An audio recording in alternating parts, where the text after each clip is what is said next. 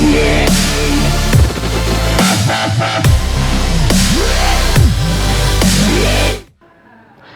Students, आज का जो वीडियो आने वाला है ये class 12 book R D Sharma chapter 19 indefinite integrals का लेक्चर 45 का वीडियो होने वाला है। और आज हम एक्सरसाइज 19.8 के क्वेश्चन नंबर 47 इसके आगे क्वेश्चंस को डिस्कस करेंगे। तो चलिए सबसे पहले क्वेश्चन नंबर 47 डिस्कस कर लेते हैं। तो यहाँ पे हमें दिया गया है इंटीग्रेशन, ब्रैकेट में है 1 + 10x 10x + थीटा dx। तो देखिए यहाँ पे अगर आप देखेंगे तो यहाँ पे है dx, तो यहाँ पे dx है, यानी कि यहाँ वेरिएबल है हमारा x। तो यहाँ पे वेरिएबल x है, यहाँ पे भी वेरिएबल x है, तो यहाँ पे थीटा जो है कांस्टेंट के रूप में ट्रीट होगा। ये आपको इस क्वेश्चन के लिए याद रखना पड़ेगा, क्योंकि ये बहुत मुश्किल क्वेश्चन है। तो इसको टिक करके चले जाइए। वैसे ये इंपॉर्टेंट हो ना हो, लेकिन इसको टिक करके चले जाइए। पेपर से एक दिन पहले आपको इस क्वेश्चन को पढ़ के जाना है। बोर्ड के पेपर से एक दिन पहले इस क्वेश्चन को पढ़ के जाना है। तो देखिए यहाँ पे हम इस क्वेश्चन में देखिए क्या करेंगे। यहाँ पे क्योंकि dx है तो यहाँ पे वेरिएबल x को कंसीडर किया जाएगा, तो थीटा को यहाँ पे आपको कांस्टेंट कंसीडर करना है। ये आपको याद रखना है यहाँ पे। तो देखिए इस क्वेश्चन को सॉल्व करने का तरीका क्या है हमारे पास। तो अगर आप यहाँ पे गौर से देखेंगे तो यहाँ पे ये है हमारा x और यहाँ पे एंगल है हमारा, यहाँ पे एंगल है हमारा x और यहाँ पे एंगल है x + थीटा। तो यहाँ पे देखिए एक एंगल तो है हमारा x + थीटा और दूसरा एंगल है हमारा यहाँ पे x। तो यहाँ पे हम क्या करेंगे, देखिएगा यहाँ पे अगर हम इन दोनों एंगल को सब्ट्रैक्ट कर दें, माइनस कर दें, तो यहाँ पे क्या आएगा, ये इससे कैंसिल हो जाएगा और यहाँ पे आ जाएगा थीटा। अब क्योंकि यहाँ पे ये 10 के फंक्शन है, तो यहाँ पे हम क्या करेंगे, tan theta = 10x + theta - x, इस तरीके से इसको लिखेंगे। तो यहाँ पे सबसे पहली लाइन देखिए हमें क्या करना है, और थीटा क्योंकि यहाँ पे कांस्टेंट है तो उससे ज़्यादा फर्क पड़ेगा नहीं यहाँ पे। तो हम क्या करेंगे, यहाँ पे इसको आप इक्वेशन नंबर 1 मान लीजिए और यहाँ पे आप क्या करेंगे, वी नो दैट, यहाँ पे लिखेंगे वी नो दैट। हम जानते हैं कि यहाँ पे हम tan थीटा को क्या लिख सकते हैं, we know that tan theta = इसको हम लिख सकते हैं 10, यहाँ पे बीच में थीटा लिख दीजिए, प्लस का थीटा लिख दीजिए क्योंकि ये प्लस का ही थीटा है, और यहाँ पे आप +x और -x कर दीजिए इस प्रकार से। तो यहाँ पे हम क्या करेंगे, इसको बड़ा ब्रैकेट बना देते हैं और यहाँ पे x + थीटा को हाईलाइट कर देते हैं ताकि यहाँ पे ये एंगल आपको हाईलाइट हो। तो ये वाला एंगल यहाँ पे हमने हाईलाइट कर दिया है यहाँ पे। तो अब हम क्या करेंगे, tan थीटा को tan थीटा ही लिखेंगे यहाँ पे, = इसको आप कैपिटल X मान लीजिए ये ब्रैकेट, और ये है आपका दूसरा एंगल, यानी कि ये है आपका कैपिटल Y।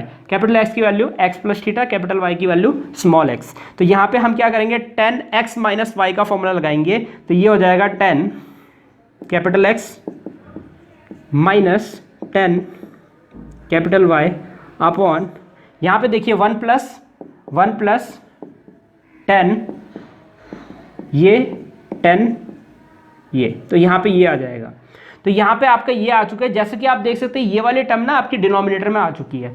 तो अब हम क्या करेंगे, इसकी वैल्यू हम निकालने की कोशिश करेंगे। इसको हम ऊपर ले जाते हैं और tan थीटा को नीचे ले जाते हैं। तो इसको जब हम ऊपर ले जाएंगे तो यहाँ हो जाएगा 1 + 10x + थीटा 10x, ये आ जाएगा। तो ये ऊपर आ चुका है, और tan थीटा को अगर हम इसके नीचे ले जाएंगे तो इसके नीचे आ जाएगा यहाँ पे। तो ये हो जाएगा, ये तो यही है हमारा 10x + थीटा - 10x, और अपॉन में ये जो थीटा है tan थीटा, ये अपॉन में आ जाएगा यहाँ पे tan थीटा।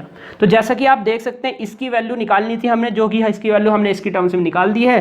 तो यहाँ पे इसको इक्वेशन नंबर 2 लिख दीजिए, और यहाँ पे यूजिंग इक्वेशन 2 in 1, तो इक्वेशन 2 को हम 1 में यूज़ करेंगे। तो यहाँ पे लिख देते हैं यूजिंग इक्वेशन 2 in 1, इक्वेशन 2 का हम 1 में यूज़ करेंगे यहाँ पे। तो देखिए क्या आएगा, यहाँ पे होगा, यहाँ पे हो जाएगा इसका इंटीग्रेशन का मतलब इसका इंटीग्रेशन होना, तो देयरफॉर यहाँ पे हो जाएगा इंटीग्रेशन ऑफ इसका, याद रखिएगा इंटीग्रेशन ऑफ इसका, किसका, 10x + थीटा, क्योंकि इसका इंटीग्रेशन पॉसिबल नहीं है, इसका इंटीग्रेशन पॉसिबल है। तो यहाँ पे 10x + थीटा - 10x अपॉन कितना, tan थीटा, तो tan थीटा dx, माफ़ कीजिएगा ये dx है, यहाँ पे ये dx है। तो यहाँ पे देखिए जैसा कि मैंने आपको बताया tan थीटा, यहाँ पे थीटा आपका कांस्टेंट है, तो tan थीटा भी पूरा का पूरा कांस्टेंट होगा। ये आपका इंटीग्रेशन से बाहर आ जाएगा। तो ये 1/tan थीटा बाहर आ जाएगा आपका इंटीग्रेशन से बाहर। तो चलिए यहाँ पे हम यहाँ पे tan थीटा को बाहर ले लेते हैं, डिनोमिनेटर वाले tan थीटा को। तो यहाँ पे 1/tan थीटा बाहर आ गया, 1/tan थीटा आपका बाहर आ गया। तो यहाँ पे इंटीग्रेशन देखिए किसका होगा, इंटीग्रेशन होगा हमारा ब्रैकेट के अंदर 10x + थीटा, ये होगा -10x, माइनस 10x और यहाँ पे है dx, ये है हमारा dx, तो ये हो जाएगा। तो चलिए अब हम यहाँ पे इंटीग्रेशन के लिए तैयार हैं। तो इसको यहाँ पे 10 का जो इंटीग्रेशन का हम जो फॉर्मूला लगाने वाले वो कॉस की टर्म्स में लगाने वाले, ध्यान से देखिएगा। तो यहाँ पे हम क्या करेंगे, यहाँ पे होगा माइनस का log cos x plus theta और ये हो जाएगा, देखिए माइनस का लॉग कॉस होता तो माइनस माइनस प्लस का लॉग कॉस x, ये आ जाएगा। तो इंटीग्रेशन हो चुका है, प्लस का c भी यहाँ पे हम लिख देते हैं। और यहाँ पे देखिए log m minus log n का फॉर्मूला लग रहा है, तो यहाँ पे इसको हम कॉट लिख देते हैं, तो ये हो जाएगा हमारा कॉट थीटा और यहाँ पे आ जाएगा हमारा log m upon n, log m minus log n, log m upon n, log m upon n, तो ये आ जाएगा प्लस का c। तो इसको हम इस तरीके से ब्रैकेट में बंद कर देते हैं। तो यही हमारा फाइनल आंसर हो जाएगा इस वाले क्वेश्चन के लिए। तो इस प्रकार हमारा क्वेश्चन नंबर 47 यहीं पर समाप्त होता है। तो चलिए अब हम क्वेश्चन नंबर 48 की तरफ चलते हैं। तो यहाँ पे देखिए हमें इंटीग्रेशन किसका करना है, इंटीग्रेशन यहाँ पे करना है हमें sin 2x upon sin x minus pi by 6 और दूसरे साइन में है हमारे पास x plus pi by 6 dx। तो यहाँ पे हमें इसका इंटीग्रेशन करना है। अब देखिए अगर आप गौर से इन दोनों एंगल को ऐड करेंगे तो यहाँ पे देखिए होगा क्या, minus pi by 6 plus pi by 6 cancel हो जाएगा और x प्लस x आपका क्या हो जाएगा, 2x आ जाएगा, जो कि एंगल हमारे पास न्यूमरेटर में मौजूद है। तो यहाँ पे हम क्या करेंगे, 2x को इस एंगल में बदलने की कोशिश करेंगे, क्योंकि हमें यहाँ पे इस इंटीग्रेशन के अंदर डिनोमिनेटर को एलिमिनेट करना है। अब डिनोमिनेटर को एलिमिनेट करना है तो ये एंगल तो हमें बनाने ही पड़ेंगे यहाँ पे, x माइनस पाई बाई 6 और x प्लस पाई बाई 6। तो ऑब्वियस ही बात है, देखिए 2x को हम x माइनस पाई बाई 6 और x प्लस पाई बाई 6 की टर्म्स में कैसे बनाते हैं, तो इस लाइन में बनाएंगे हम। यहाँ पे हमारे पास साइन तो पहले से ही मौजूद है, फिलहाल हम बड़ा ब्रैकेट यहाँ पे ऐसे इस तरीके से बना देते हैं और यहाँ पे इसको बड़ा और बना देते हैं। तो यहाँ पे है x प्लस एक्स, तो जैसे कि आप जानते हैं x प्लस एक्स आपका 2x होता है, ये है। अब देखिए x तो आपका ये भी आ गया, यहाँ पे भी x आ गया और पाई बाई 6 अभी हमारे पास नहीं है, माइनस का पाई बाई 6 नहीं है, तो माइनस का पाई बाई 6 भी ले आइए और यहाँ पे माइनस पाई बाई 6 किया है तो प्लस का पाई बाई 6 भी यहाँ पे करना पड़ेगा। तो इस तरीके से हमने यहाँ पे minus pi by 6 plus pi by 6 और x 2x को हमने x प्लस एक्स लिख दिया और यहाँ पे हम क्या करेंगे, इसको ब्रैकेट में हाईलाइट कर देंगे और इसको भी ब्रैकेट में हाईलाइट कर देंगे। तो यहाँ पे ये दो एंगल हमारे आ चुके हैं और डिनोमिनेटर में हमारे पास यही टर्म है जो कि है sine x minus pi by 6 और दूसरा टर्म है हमारे पास साइन जो कि है x प्लस पाई बाई 6। तो यहाँ पे ये है और dx। तो यहाँ पे आप इस ब्रैकेट को कैपिटल X मान लीजिए, इस ब्रैकेट को कैपिटल Y मान लीजिए। तो यहाँ पे लगेगा formula sine capital X plus capital Y का। तो यहाँ पे देखिए इसका जो फॉर्मूला होता है वो होता है हमारे पास इंटीग्रेशन, थोड़ा बड़ा इंटीग्रेशन बनाते हैं यहाँ। तो ये हो जाएगा sine capital X cos capital Y, अब बीच में क्योंकि प्लस है तो यहाँ पे भी प्लस आ जाएगा, कॉस कैपिटल X, तो कॉस कैपिटल X और साइन कैपिटल Y, तो sine capital Y whole divided by यहाँ पे देखिए क्या आएगा, यहाँ पे आएगा sine x minus pi by 6 sine x plus pi by 6,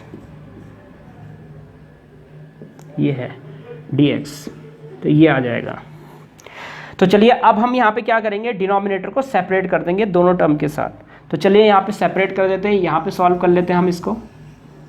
तो सेपरेट करेंगे तो देखिए यहाँ पे क्या होगा, सेपरेट करेंगे तो यहाँ पे आ जाएगा integration sine minus pi by 6 sine x minus pi by 6,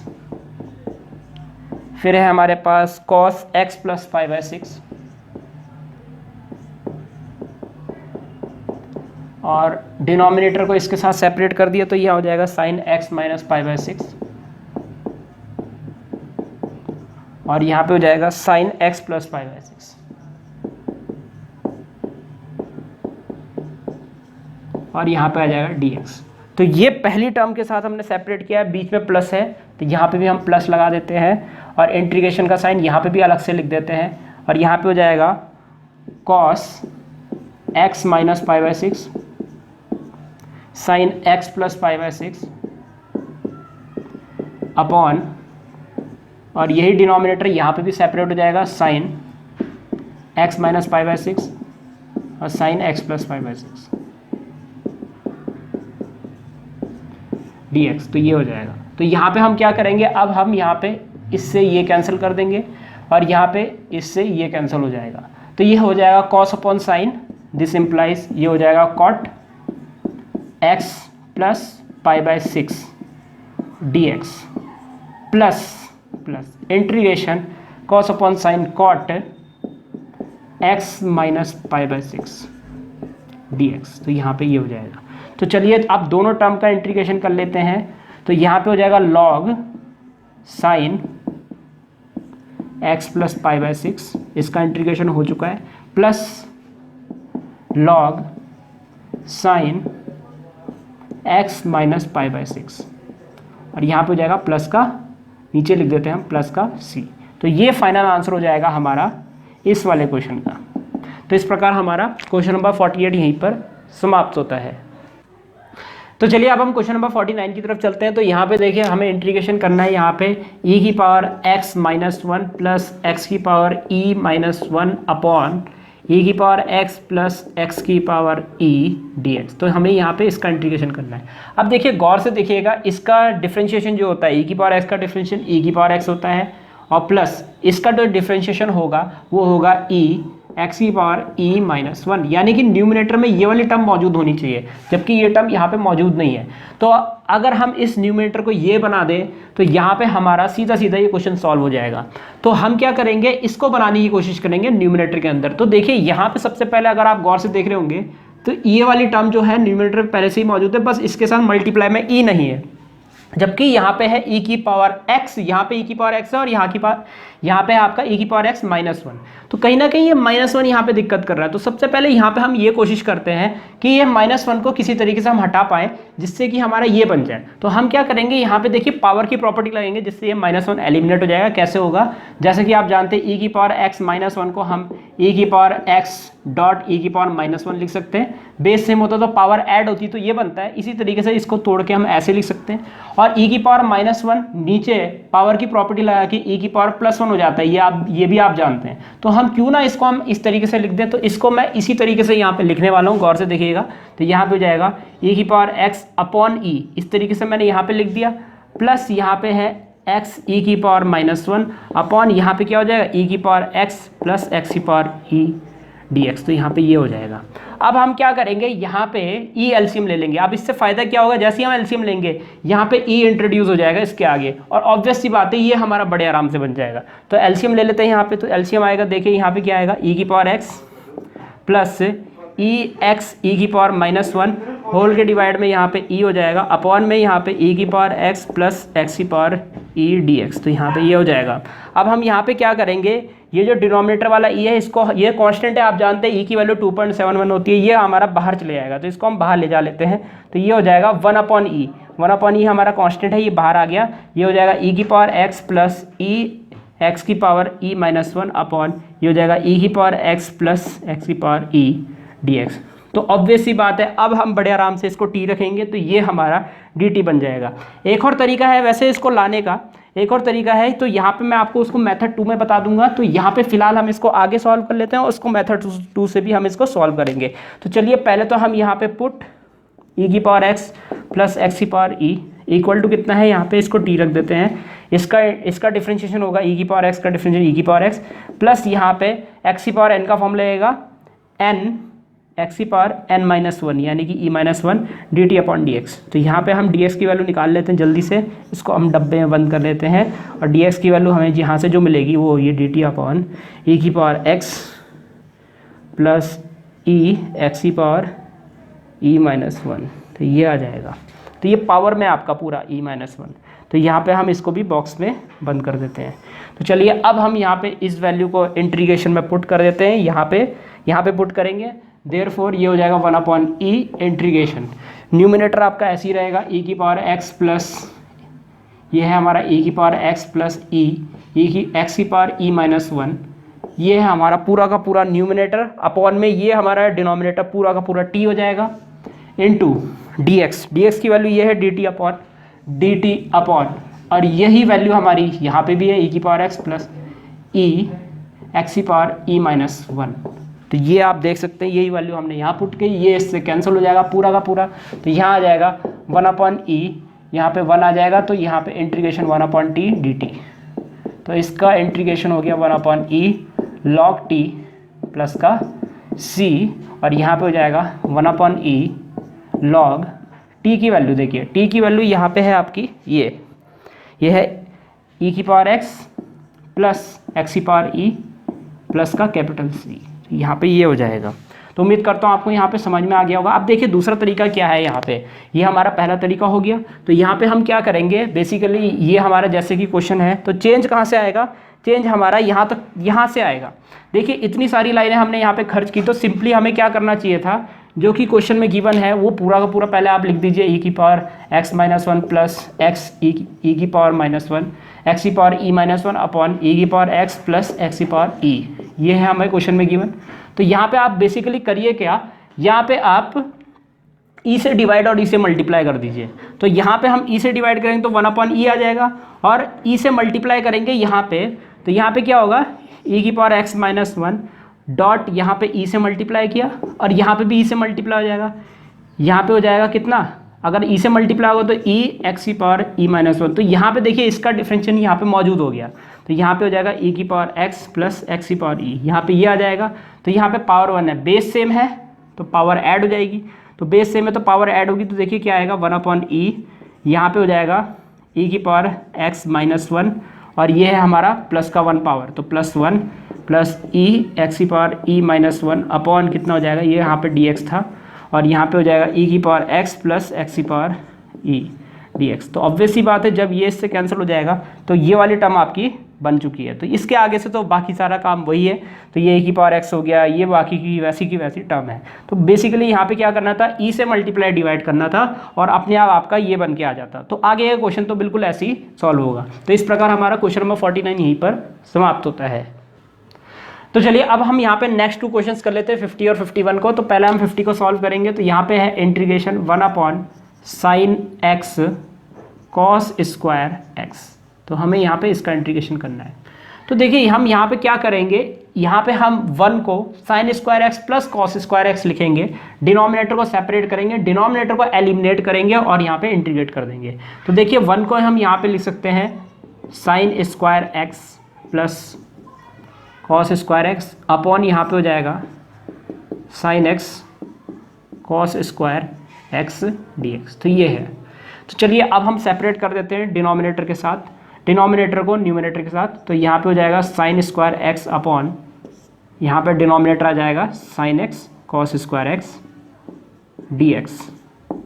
तो यहाँ पे इंटीग्रेशन को भी हम अलग अलग ले रहे हैं। यहाँ पे है cos square x upon sine x cos square x dx। तो ये है। तो चलिए यहाँ पे हम क्या करेंगे, इससे एक साइन से एक साइन कैंसिल हो जाएगा। तो यहाँ पे देखिए क्या बचेगा, यहाँ पे है एक साइन और एक कॉस मिलके एक tan बना देंगे tan x, और एक कॉस और नीचे बचा है 1/cos, तो 1/cos हो जाएगा sec x।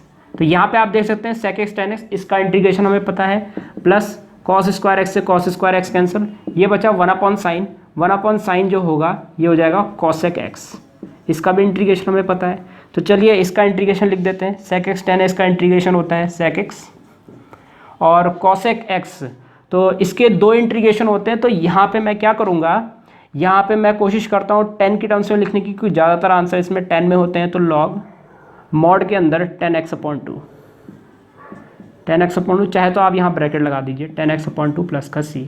मे भी हो सकता है ये आंसर ना छोड़े, वो ये भी छोड़ सकते हैं answer, sec x plus log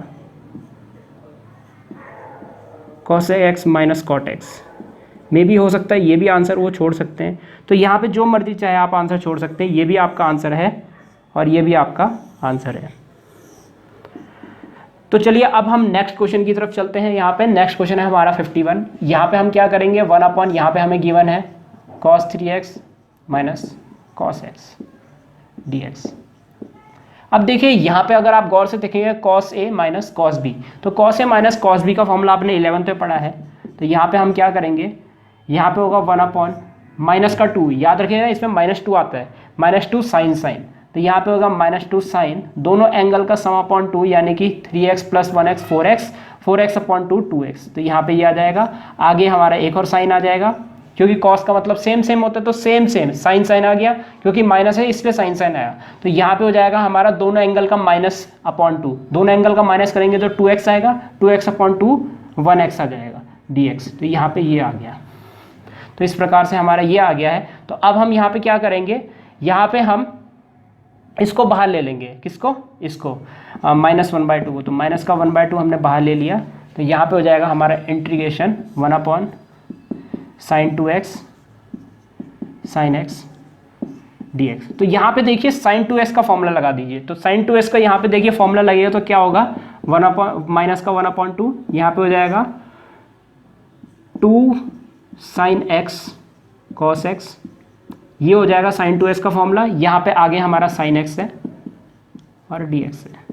तो देखिए ये 2 और 2 मल्टीप्लाई हो जाएंगे, तो यहाँ पे हो जाएगा कितना, माइनस का 1/4, कांस्टेंट हमने बाहर ले लिए, तो ये साइन और साइन आपस में मल्टीप्लाई हो जाएंगे, 1 यहाँ पे क्या हो जाएगा, ये हो जाएगा sin स्क्वायर x, साइन और sine sin square x cos x dx। तो ये हो जाएगा यहाँ पे। अब देखिए ये क्वेश्चन कुछ ना कुछ इसी की तरह लग रहा है, तो यहाँ पे हम सेम वही काम करेंगे, 1 को हम यहाँ पे लिख देंगे sin square x plus cos square x। तो बाकी का आगे का काम बिल्कुल वही है जैसे हमने इस वाले क्वेश्चन को सॉल्व किया था। तो यहाँ पे हम लिखेंगे sin स्क्वायर x, 1 को हम लिखेंगे sin square x plus cos square x upon sin square x cos x dx। तो ये हो जाएगा। तो चलिए यहाँ पे हम सेपरेट कर देते हैं, माइनस का 1/4 इंटीग्रेशन, यहाँ पे हो जाएगा sin स्क्वायर x अपॉन, यहाँ पे डिनोमिनेटर को सेपरेट कर देंगे, sin square x cos x, इस तरीके से कर दिया है, प्लस यहाँ पे बीच में प्लस है, ये हो जाएगा cos स्क्वायर x अपॉन, यहाँ पे हो जाएगा sin square x cos x, और ये है dx। यहाँ पे dx को हम बाहर लिख देते हैं, यहाँ पे इंटीग्रेशन ब्रैकेट से बाहर है तो dx भी ब्रैकेट से बाहर लिखा जाएगा।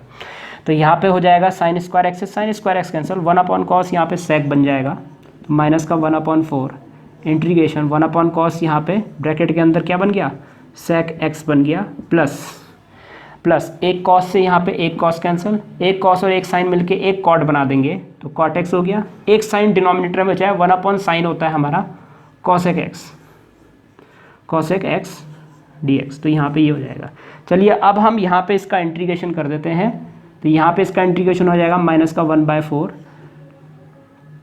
तो यहाँ पे ब्रैकेट में इसका इंटीग्रेशन कर रहे हैं, तो sec x का इंटीग्रेशन होता है log sec x plus 10x, यहाँ पे हो जाएगा log integration of sec x plus 10x, तो इसका इंटीग्रेशन ये हो जाएगा। और यहाँ पे cot x, इसका इंटीग्रेशन जो होता है वो माइनस का cosec x हो जाएगा, माइनस का cosec x, और ये हो जाएगा प्लस का c। तो आप यहीं पे आंसर छोड़ सकते हैं फिलहाल, तो यहीं पे आप यहाँ पे आपका आंसर ये खत्म हो जाता है। तो याद रखिएगा यहाँ पे sec x का इंटीग्रेशन होता है log sec x plus 10x, और यहाँ पे cosec x cot x है, इसका इंटीग्रेशन होता है माइनस का cosec x प्लस c। तो उम्मीद करता हूँ आपको यहाँ पे दिख रहा होगा, नहीं दिख रहा है तो मैं मुंह से बोल रहा हूँ, माइनस का 1/4 log sec x plus 10x minus cosec x plus का c। तो ये हमारा फाइनल आंसर हो जाएगा 51 वाले क्वेश्चन का। तो उम्मीद करता हूँ यहाँ पे हमने क्या किया, बेसिकली इसका फॉर्मूला लगाया, ये बना।